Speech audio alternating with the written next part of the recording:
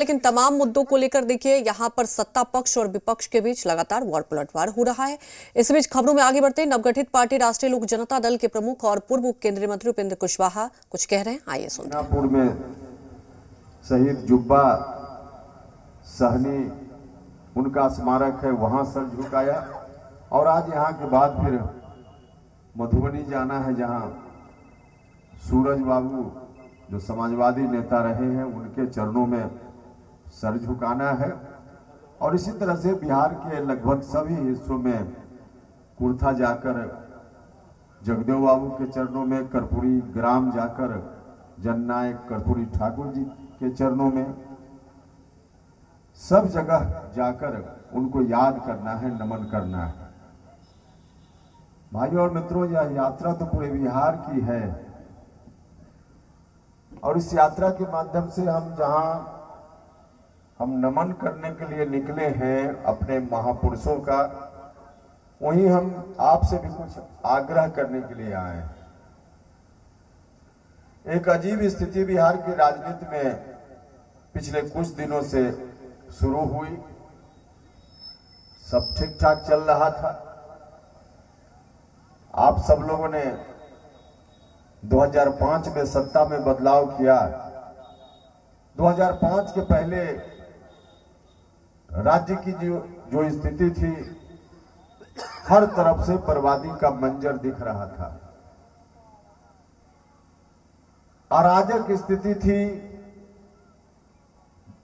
राज्य ऐसा बनता जा रहा था जिसमें लोगों का रहना दूभर हो रहा था। व्यापारी वर्ग के लोग बिहार छोड़कर बाहर जा रहे थे। अपहरण, हत्या, लूट, बलात्कार की घटना रोजमर्रे की घटना बन गई थी। घर में माताएं चिंतित रहती थी कि बच्चा स्कूल गया है, शाम तक लौटकर आ पाएगा कि नहीं आ पाएगा। उस स्थिति से बिहार को बाहर लाने के लिए नीतीश कुमार जी के नेतृत्व में अभियान चला। बिहार भर के लोगों ने नीतीश जी को आशीर्वाद दिया और 2005 में जवाबदेही नीतीश जी के ऊपर बिहार की आ गई। सब कुछ ठीक ठाक चल रहा था, लेकिन अब नीतीश कुमार जी जब उनकी राजनीति का अंतिम क्षण आया तो उन्होंने खुद ही घोषणा कर दी कि हम बिहार को फिर से वही ले जाएंगे जहां से बिहार को बाहर लाने का काम हुआ था। परेशानी की शुरुआत वहीं से हो गई। भाइयों और मित्रों, ठीक है, उनकी राजनीति का अंत हो रहा था, तो जिन लोगों ने बुरे दिनों में, संघर्ष के दिनों में साथ दिया, ताकत दी, उन वर्गों में से किसी को आगे बढ़ाते नीतीश जी, बिहार की आगे की जवाबदेही वहां सौंपते तो कोई परेशानी नहीं थी। लेकिन नीतीश कुमार जी कहां सौंपने की बात करने लगे, जहां से बिहार को बड़ी मेहनत के बाद कुर्बानी देकर बाहर निकाला गया था। जिस तूफान से किश्ती को बाहर निकाला गया, फिर उसी तूफान में किश्ती को सौंपने का निर्णय नीतीश कुमार जी का हो गया। तब लगा कि अब तो ठीक नहीं है। उस परिस्थिति को भी हम लोग देखते रहते तो आराम से रह सकते थे। उपेंद्र कुशवाहा को कहां कोई कठिनाई थी, लेकिन लगा कि उस कुर्सी पर बैठकर आराम से हम रहें तो लोगों के साथ न्याय नहीं हो पाएगा। और तब हम और हमारे साथियों ने निर्णय लिया कि नहीं, अब ऐसी स्थिति में मुखदर्शक बनकर देखते रहना बिहार की जनता के साथ अन्याय हो जाएगा। इसलिए हम लोगों ने एक विशेष निर्णय लिया। हम लोग को परेशानी नहीं होती। शुरुआती दौर में नीतीश जी ने जब संघर्ष की शुरुआत की, समता पार्टी बनी, तो किसने सबसे पहले बैठने की जगह दी नीतीश जी को?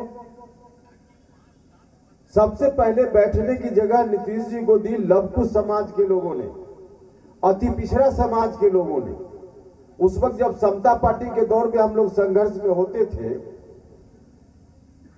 तो लोग अपने यहां बैठने नहीं देना चाहते थे, जो आतंक का माहौल था उस समय। लेकिन सबसे पहले लवकुश समाज के लोगों ने बैठने की जगह दी, फिर अति पिछड़ा समाज के लोगों ने बैठने की जगह दी। बाद में चलकर दलित महादलित समाज के लोगों ने भी साथ दिया। अकलियत जमात के लोगों ने भी साथ दिया, सवर्ण जमात के भी लोगों ने बड़ी संख्या में, बड़ा हिस्सा उन लोगों ने भी साथ दिया, और तब जाकर नीतीश कुमार जी बिहार के मुख्यमंत्री बने। लेकिन शुरुआती दौर में जिन लोगों ने बैठने की जगह दी, आज नीतीश कुमार जी उन्हीं को भूल गए। कोई परेशानी हम लोगों को नहीं होती अगर नीतीश कुमार जी जिन लोगों ने शुरुआती दौर में बैठने की जगह दी, अति पिछड़ा समाज के लोगों ने, अगर उनके बीच फिर बिहार को सौंपने की बात करते, वहां से अपना किसी उत्तराधिकारी को बनाते अति पिछड़ा समाज से, लवकुश समाज से, तब कोई दिक्कत नहीं थी, इनका हक बनता था। लेकिन जिनका हक नहीं बनता था उसके हाथ में सौंपने का निर्णय, और वह भी एक परिवार में जहां सत्ता 15 साल तक केंद्रित रही, फिर से सत्ता को ही भेजने का निर्णय, और उस परिवार ने बिहार के साथ किस रूप में बर्ताव किया, उस परिवार के कारण बिहार बर्बाद हुआ। जिस परिवार ने बिहार को, जिन हाथों ने बिहार को तोड़ने मरोड़ने का काम किया, बर्बाद करने का काम किया, उन्हीं हाथों में बिहार को सौंपने का नीतीश कुमार जी का निर्णय। हमने उसी दिन कहा कि नीतीश जी, आपने राजनीतिक रूप से उसी दिन अपने डेथ सर्टिफिकेट पर सिग्नेचर कर दिया। बिहार के लोगों ने उनको बिहार को आगे बढ़ाने के लिए मौका दिया था, न कि फिर से उन्हीं पुराने दिनों की स्थिति में लौटाने के लिए। तो हम लोगों ने तो संकल्प लिया है कि चाहे जिस तरह की परिस्थिति का सामना करना पड़े हम लोग करेंगे, लेकिन बिहार को फिर से 2005 के पहले वाली स्थिति में नहीं लौटने देंगे। हम लोगों ने तय किया, और इसीलिए हम आपसे आए हैं सहयोग मांगने के लिए, समर्थन मांगने के लिए। जब से नीतीश कुमार जी ने घोषणा की कि हम उन्हीं हाथों में सौंपेंगे, बिहार के लोग भी परेशान हो गए कि क्या होगा बिहार का।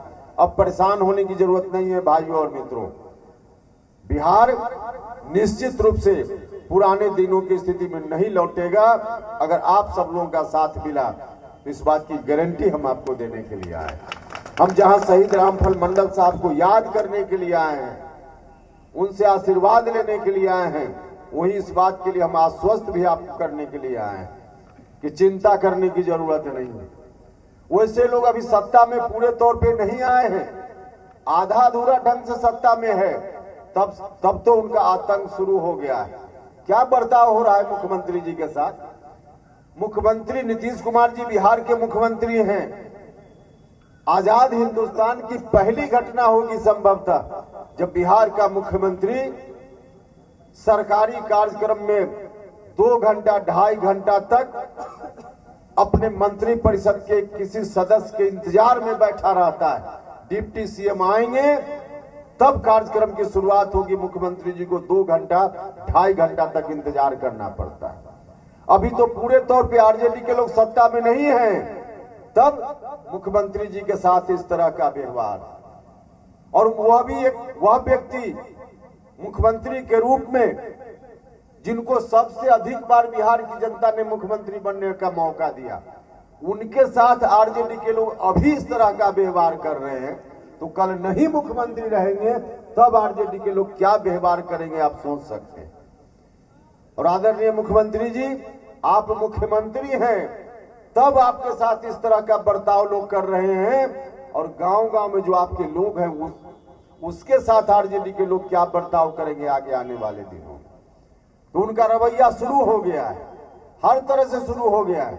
मुझको जानकारी मिली कि हमारे साथियों ने यहाँ कुछ झंडा बैनर कल लगाया था शाम में, रात में 2 बजे रात में कुछ लोग आए और तोड़ फोड़ करके बर्बाद कर दिया, हटा दिया। आरजेडी के लोगों का आतंक अब तो दिखने लगा है। भाइयों और मित्रों, हम कहने आए कि जितना लोग बौखलाएंगे उतना ही हमारा कारवा आगे बढ़ेगा, उतना ही बढ़ेगा। चिंता करने की जरूरत नहीं है। और हम कहना चाहते हैं उन लोगों से कि बौराइए मत ज्यादा। कानून के हिसाब से राज चलता है, कानून के हिसाब से चलिए। हर कोई कानून से बंधा हुआ है, कानून से ऊपर कोई नहीं है। बौराइए नहीं ज्यादा, इसी में सबकी भलाई है, आपकी भी भलाई है। रुकते हैं एक छोटे से ब्रेक के लिए, जल्द हाजिर होंगे।